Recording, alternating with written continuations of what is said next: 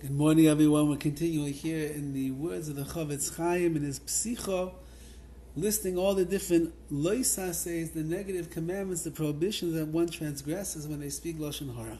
And he has another one today, and that is the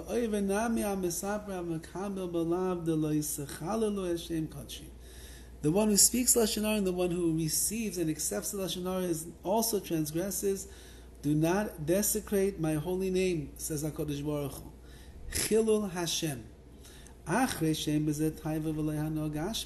Since that when a person speaks Lashon Hara, there really is no pleasure.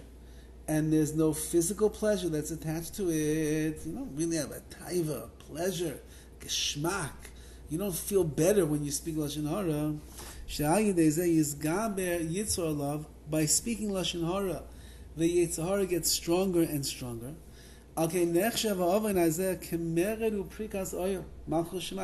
this sin of Lashon Hara is considered to be rebellious and removing the yoke of Shemayim, of the kingdom of Hashem, Bi'alma. And you are Mechalel Shem Shemayim, you are creating a terrible Chilul Hashem, desecration of God's name, through this.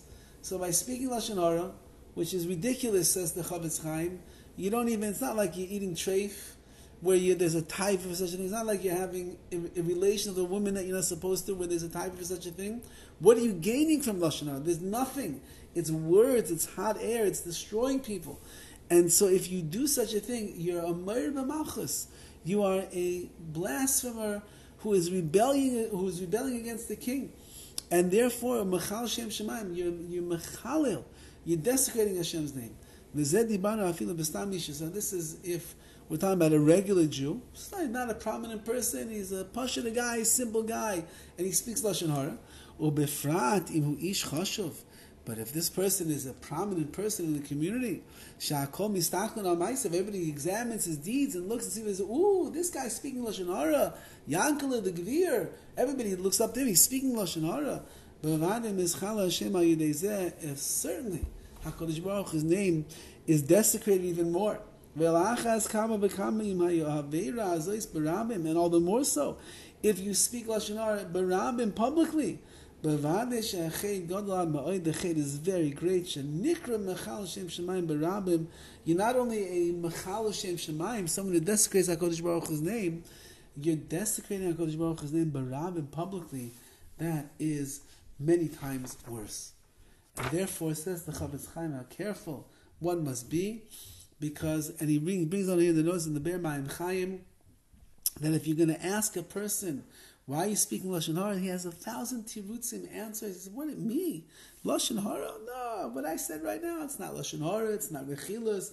I'm allowed to say what I'm saying. And even if you convince him that he is not allowed to, that what he's saying is Lashon Hara and he's doing the wrong thing, he'll come back and he'll answer you, well, I know the Torah says not to speak Lashon Hara, but about this guy over here, this person, he deserves to have Lashon Hara spoken about him. So therefore, I'm not transgressing anything. Says the CHOFETZ CHAIM, that's the way that the Yetzer Hara works on a person. That's why the world is out of control with the words of Lashon Hara, because we've all justified for ourselves that when a word of Lashon Hara comes out of our mouth, it's not Lashon Hara. I'm allowed to say Lashon Hara in this case. This person deserves to have Lashon Hara spoken about him. People should know what kind of a person he is, so on and so forth, so on and so forth.